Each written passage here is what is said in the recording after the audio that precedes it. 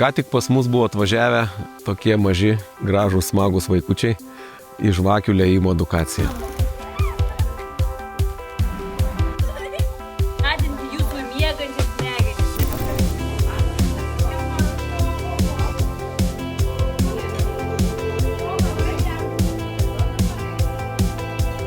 Mokinomės išlieti žvakę.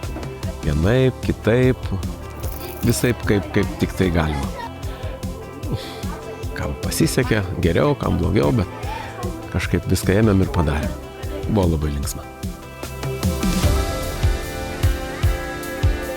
Ne tik smagu prisiliesti prie tų šimtamečių tokių tradicijų, prie tų darbų, kuriuos darė mūsų tėvai, seneliai, proseneliai, bet ir pačiam pajusti tą vaško minkštumą arba kietumą, tą vaško plastiką.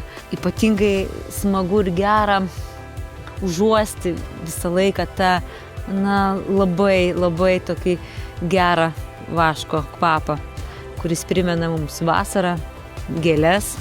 Manau, kad tai yra labai svarbu per pažinimą, per supratimą. Kiekvienas iš mūsų mes augame ir per kūrybą tuo pačiu, nes žvakės sukūrimas tokiais mirkimų pavyzdžiui būdu, tai atsiremia į tokį ir kūrybiškumą, ir tokias subtilybės. Tai labai svarbu dėl to, kad mes galim augti kaip žmonės. Vaikučiams džiaugsmas, o suaugusiems relaksacija.